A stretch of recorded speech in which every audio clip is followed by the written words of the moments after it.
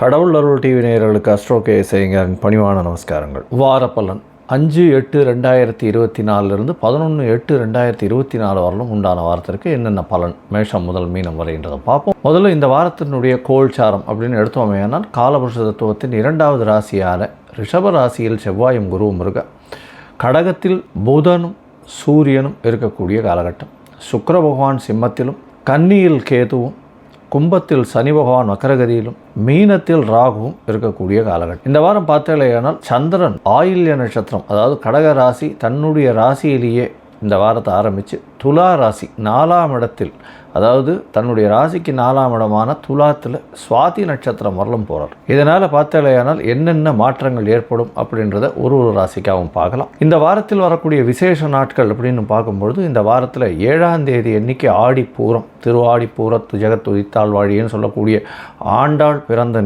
தினம்.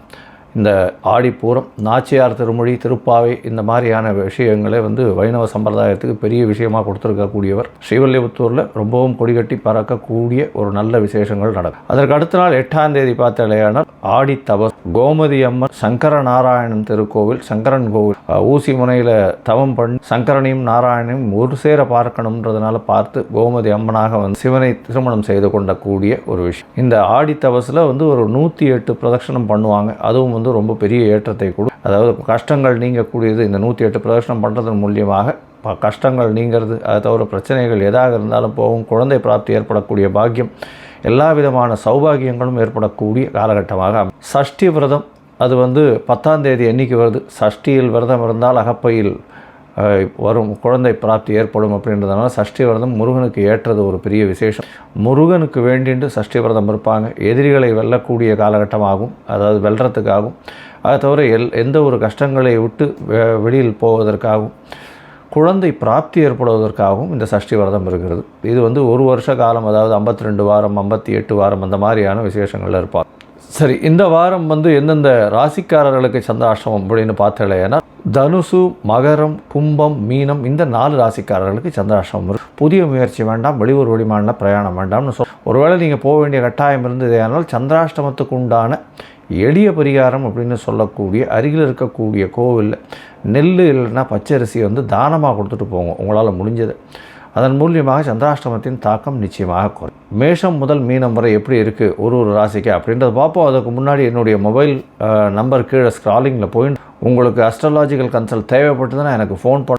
சரி, இப்போ மேஷம் முதல் மீனம் வரை ஒரு ராசியாக 5/8/2024 11/8/2024 வரை உண்டான காலகட்டம் என்னென்ன பலன் அப்படின்றது. மீனம் பூரட்டாதி, உத்திரட்டாதி, ரேவதி, இந்த 3 நட்சத்திரம் 9 பாதங்களை கொண்ட ராசி. ராசியின் அதிபதி அப்படின்னு சொல்லக்கூடிய குரு பகவான் ராசிக்கு 3ஆம் இடத்துல இருக்கார். ராசியிலேயே ராகு பகவான் இருக்கார். ராகு பகவான் இருக்கிறதுனால அபரிமிதமான ஏற்றமான நிறைய விஷயங்கள் தோணும். அதன் மூலியமாக எல்லா விஷயத்தையும் ட்ரை பண்ணி வெற்றிகரமாக சாதிக்கக்கூடிய காலகட்டமாக அமைய போகிறது. 7.5 சனி வேறு இருக்குது. 12ஆம் இடத்துல சனி பகவான் ஊரை விட்டு நாட்டை விட்டு வெளியில் செல்லக்கூடிய பாக்கியம் உண்டு. வேலையில் மாற்றங்கள் வரக்கூடிய வாய்ப்புகள் நிச்சயமாக உண்டு. சப்தமத்தில் இருக்கக்கூடிய கேது பகவான் உடல் நலத்தில் சற்று பின்னடைவை கொடுக்கக்கூடிய காலகட்டமாக இருக்கும். 12ஆம் இடத்துல இருக்கக்கூடிய சனி பகவான் வக்கரகதியில் இருக்கிறதுனால தேவையற்ற செலவுகள் கொஞ்சம் அதிகமாக இருக்கும். தொழிலில் அபரிமிதமான ஏற்றம் இருக்கும். பணவரவிற்கு பஞ்சம் இருக்காது. ஏன்னா 2ஆம் அதிபதி அப்படின்னு சொல்லக்கூடிய தனஸ்தான அதிபதியே 3ஆம் இடத்துல தன காரகனோட சேர்ந்து இருக்கிறது பெரிய ஏற்றம். எல்லா முயற்சிகளும் வெற்றி பெறும். அதை தவிர 5ஆம் இடத்துல பார்த்தாலேயானால் 4, 6 அதிபதிகள் இருக்கிறது பெரிய விசேஷம். 5ஆம் இடத்துல சூரிய பகவான் இருக்கிறதன் மூலியமாக நல்ல ஒரு ஏற்றம் இருக்கக்கூடிய காலகட்டமாக இருக்குது. வீட்டில் கணவன் மனைவிக்குள்ள நல்ல ஒரு அந்யோன்யம் இருக்கக்கூடிய காலகட்டமாக இருக்கும். ஏன்னா குரு பார்க்குறார் 7ஆம் இடத்தை, அதனால் நல்ல ஒரு ஏற்றம் இருக்கும். பேச்சில் நல்ல ஒரு ஏற்றம் இருக்கக்கூடிய காலகட்டமாக இருக்கும். காதில் கொஞ்சம் பிரச்சனை வரக்கூடிய வாய்ப்புகள் இந்த வாரம் உண்டு. இந்த வாரத்தில் பார்த்தேனால், அதாவது 5/8/2024 11/8/2024 வரை உண்டான வாரத்தில் 5ஆம் தேதி மாலை 4:30 மணி 5 மணி வரலும் சந்திர பகவான் உங்களுடைய ராசிக்கு 5ஆம் இடத்துல இருக்கார். குழந்தைகள் மூலியமாக நல்ல ஒரு ஏற்றம் கிடைக்கக்கூடிய காலகட்டமாக அமைய போகிறது. இருந்தாலும் குழந்தைகளுக்காக செலவு பண்ண வேண்டிய காலகட்டமாக இருக்கும். படிக்கக்கூடிய மாணவ மாணவியர்களுக்கு நல்ல ஒரு ஏற்றம் இருக்கக்கூடிய காலகட்டமாக அமைய போகிறது. உங்களுடைய ராசிக்கு 6ஆம் இடத்துல சந்திர பகவான் போகிறார். பரிவர்த்தனை யோகம் அமையிறது. 5ஆம் அதிபதியும் 6ஆம் அதிபதியும் பரிவர்த்தனை யோகம் படுறதுனால நல்ல ஒரு ஏற்றம், புதிய வேலை கிடைக்கக்கூடிய வாய்ப்புகள் உண்டு. அரசாங்கம் சார்ந்த வேலைகள் கிடைக்கக்கூடிய பாக்கியம் நிச்சயமாக உண்டு. இந்த வாரத்தில் உங்களுடைய ராசிக்கு 7ஆம் இடத்துல சந்திர பகவான் போகிறார். 7ஆம் இடத்துல சந்திர பகவான் போகும்போது பார்த்தீங்களேயானால் பரிவர்த்தனை யோகம் புதனோடு ஆறுது. புதனும் சந்திரனும் பரிவர்த்தனை யோகம் ஆறுது. 5-7 பரிவர்த்தனை, அதுவும் சுபத்துவ பார்வை இருக்கிறதுனால காதல் வயப்படக்கூடிய வாய்ப்புகள் இந்த வாரத்தில் நிச்சயமாக இருக்குது. 5ஆம் இடமும் 7ஆம் இடமும் பரிவர்த்தனை யோகம் அமைகிறதுனால காதல் வயப்படக்கூடிய வாய்ப்புகள் நிச்சயமாக உண்டு. இருந்தாலும் 6ஆம் அதிபதி சேர்ந்திருக்கிறதுனால சிறு சிறு தொல்லைகள் பிரச்சனைகள் இழுத்து கொண்டு வரக்கூடிய வாய்ப்புகளும் நிச்சயமாக இருக்கும். இந்த காலகட்டத்தில் சப்தமத்தில் போய் சந்திர பகவான் இருந்து பரிவர்த்தனை யோகம் அமைகிறதுனால எதிர்பாலினத்தவர் மூலியமாக நல்ல ஒரு ஏற்றம் இருக்கும். நண்பர்கள் மூலியமாக நல்ல ஒரு ஏற்றம் இருக்கும். பார்ட்னர்ஷிப் பிஸ்னஸில் திடீர் பணம் வரக்கூடிய வாய்ப்புகள் நிச்சயமாக உண்டு. புதிய பார்ட்னர் அமையக்கூடிய வாய்ப்புகள் நிச்சயமாக இருக்கும். பார்ட்னருடைய கை ஓங்கி இருக்கக்கூடிய காலகட்டமாக இந்த வாரம் அமைய போகிறது. இந்த வாரத்தில் உங்களுடைய ராசிக்கு 8ஆம் இடத்துல சந்திர பகவான் போகிறார். 8ஆம் இடத்துல சந்திர பகவான் போகும்போது சந்திராஷ்டம காலம்னு சொல்கிறோம்.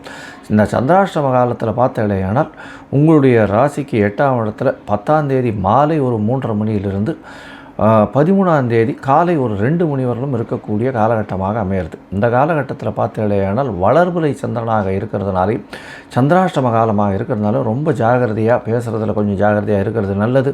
யாருக்கும் தேவையற்ற கடன் உதவி செய்கிறேன்றதெல்லாம் சொல்ல வேண்டாம். அதை தவிர பொருள் உதவி செய்கிறது, அதை தவிர இந்த காலகட்டத்தில் யாருக்கும் ஜாமீன் கையெழுத்து போடுறது இதெல்லாம் பண்ணாமல் இருக்கிறது ரொம்பவும் நல்லது. தேவையற்ற விஷயங்களை பேசாமல் இருக்கிறது நல்லது. இந்த காசிப்பிங் பண்ணுறது இந்த மாதிரியான விஷயங்களில் போகாதீங்க. அதை தவிர இந்த உங்களுடைய பொருட்களை ஜாகிரதை கண்ணும் கருத்துமாக பார்த்துக்கோங்க. மறதி வரக்கூடிய வாய்ப்புகள் நிச்சயமாக உண்டு. குழந்தைகளுக்கு உடல் நலத்தில் சற்று பின்னடைவு ஏற்படக்கூடிய வாய்ப்புகள் இந்த வாரத்தில் இருக்குது. கொஞ்சம் ஜாகிரதையாக பார்த்துக்கிறது நல்லது. உங்களுடைய தொழிலில் பெரிய ஏற்றம் கிடைக்கும். தொழில் மூலியமாக பணவரவு ரொம்ப அதிகமாக இருக்கக்கூடிய காலகட்டம். ஏன்னா குரு பகவான் தனகாரகனே 11ஆம் இடமான லாபஸ்தானத்தை பார்க்குறது பெரிய விசேஷம். அதை தவிர புதனும் சூரியனும் வேறு பார்க்குறா, நல்ல ஒரு ஏற்றம் இருக்கும். 6ஆம் இடத்தில் இருக்கக்கூடிய சுக்கிர பகவான் மூலியமாக சிறு சிறு பிரச்சனைகள் வரும். ஏன்னா 8ஆம் அதிபதி 8க்கு 11ஆம் இடத்துல இருக்கிறதுனால வெளிநாட்டில் இருக்கிறவாளுக்கு பெரிய யோகம் கிடைக்கக்கூடிய காலகட்டமாக அமையிறது.